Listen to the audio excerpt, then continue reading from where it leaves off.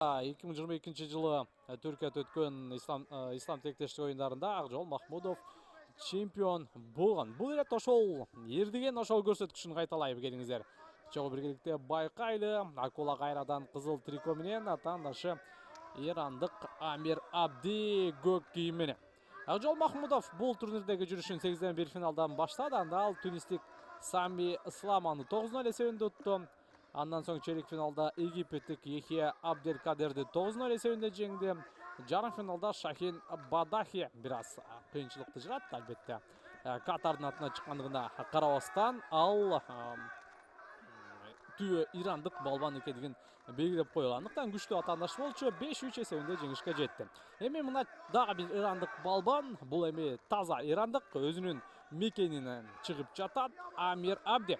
Амир Абди дагы 3 беттеш өткөрдү. Да ошо дүйнө чемпиону Ульву Ганизадени биринчи беттешинде 9-0 эсебинде утту. Андан соң Тажикстандык Хабибжон Зухуровду 8-0 айырмасында жеңди. Ал эми жарым финалда болсо Абдулла Алиевдин айрасын 6 кетирип 6-0 эсебинде жеңип алгандыгын айтып кетели. Эми мына финал албетте 1 мүнөттөн ашык убакыт өттү. Амир Абди 23 жаштагы жаш балбан.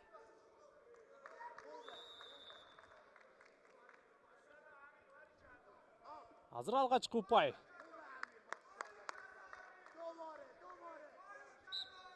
Ирандыкка берилди, бирок ал партерде күрөшүүдөн демек баш тарткан. 23 жаштагы балбан быйыл Хорватияда өткөн рейтингдик мелдешке катышкан, бирок анда ал 8-1 финалда эле Александр Гутто аттуу молдовалык балбанга тууп калган. Дүйнө чемпионаттарында чоңдор арасында эч кандай жетишкендиктери жок, жада калса катышкан эмес. 23 жашка чейинкилер арасында дүйнө чемпионатынын коло медали ээси 2022, 20 жашка чейинкилер арасында дүйнө чемпионатынын дагы бир коло медали ээси. Мына ошол 23 жашка чейинкилер арасында дүйнө чемпионатында ал Гурбан Гурбановго утулуп калган. 20 жашка чейинкилер арасында дүйнө чемпионатында болсо Александр Соловей аттуу молдовалык балбан утулган. Жалпы жонунан албетте ирандык балбан күчтүү, бирок буга чейин чоң жетишкендиктери жок. 20 жашка чейинкилер арасында Азиянын чемпиону. 2024 жылы Бишкекте чоңдор арасында Азия чемпионаты өткөн, анда болгондо 5-орунду ээлеген. Анда дал ушул жарым финалда Ақжол Махмудов менен кезгелеп, Ақжол Махмудов анда ийгиликтүү болгон. Ишенимдүү түрдө жеңишке жеткен десек болот. Андан ары коло медаль үчүн күрөштө дагы Ибрагим Магомадов аттуу казак балбанына жеңилип калган. Мына ушундай. Азыр эсеп 1-0. Менимче Ақжол Махмудов дагы күчүн экинчи бөлүккө сактап жатат. Акыркы 10 секунда. Жана ошону менен бул беттештин биринчи бөлүгүн жыйынтыктай берсек болот. Азырынча эсеп албетте 1-0 ирандык балбандын пайдасында, бирок менимче бул нерсе азырынча эч нерсени чечпейт. 30 секундалык тыныгуу ирандык балбандардын машыктыруучулары. Азыр эми биздин бурчту көрөлү. Мейрамбек Ахметов албетте негизги кеңештерин берүүдө. Анын жанында албетте Улукбек Карачолоков сүргүнү серпип ага жардам көрсөтүүдө. Анын бир аз болсо өзүнүн калыбына келүүсүнө жардам көрсөтүүдө. Убакыт жыйынтыкталды. Жана Улукбек Карачолоков акыркы кеңештерин айтты.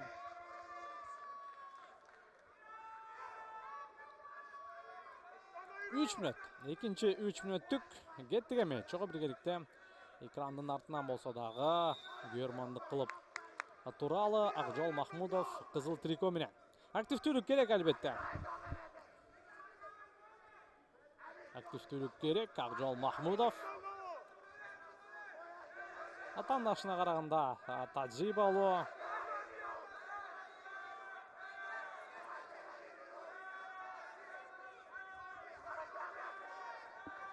Бирок ирандык балбан ою менен азыр килемдин ортосун бербейт. Өтө мыкты деңгээлде абалды көзөмөлдөп жатат. Жана эми ирандык балбан.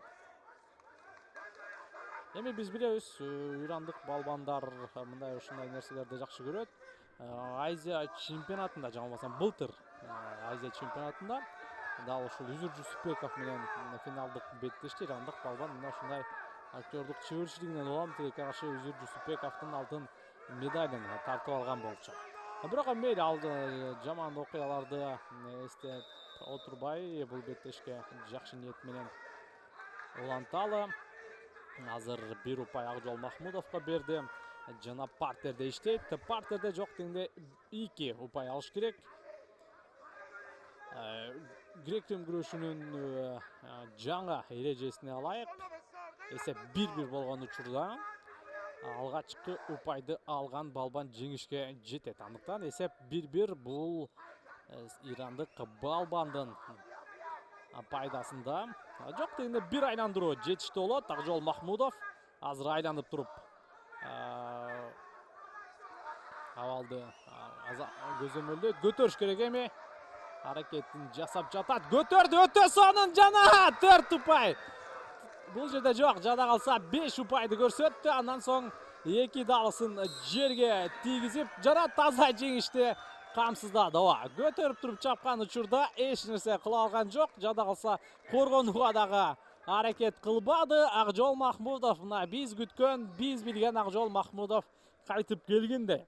Акыркы жылдары Акжол Махмудов тактикалык гана күрөштөрдү алып барып 1-1 эсебинде жеңип келсе, азыр болсо урматтуу көрөрмандар мына сага биз күткөн ыкмаларды көрсөттү. Өтө керемет көрүнүш. Мына сага алтын медаль. Бул ислам тилектештик оюндарындагы расмий алгачкы алтын медаль. Жана ал алтын медальды албетте ким алат? Биз күткөн Акжол Махмудов. Башка айласы калган жок. Акжол Махмудов ислам тилектештик оюндарынын 2 жолку чемпиону. Буга чейин Түркияда өткөн ислам тилектештик оюндарында дагы алтын медальды жеңген. Анда ачык айтканда бир аз эми атаандаштары күчтүүрөөк болгон деп айтсак жаңылган болбойбуз. Бирок мына Акжол Махмудов дагы да болсо өзүнүн мыкты формасында экендигин далилдеп жатат. Дүйнөнүн 2 жолку чемпиону, Азиянын 3 жолку чемпиону жана ислам тилектештик оюндарынын 2 жолку чемпиону. Жана азыр Акжол Махмудов желекти таппай жатат окшойт. Желекти күтүүдө. Жана салтка айлангандай жеңиши менен дал ушул килемде айланып чыгат. Жана Улукбек Карачолоков, Мейрамбек Ахмедов куттуктайбыз. Жалпы улуттук курама команданы Конияда өткөн ислам тилектештик оюндарында ал Санан Сулеймановду финалда уткан, жарым финалда Арам Варданянды уткан, чейрек финалда түркиялык Фуркан Байракты уткан. Алдыда эми бул беттештин урунтуучуларын көрөбүз.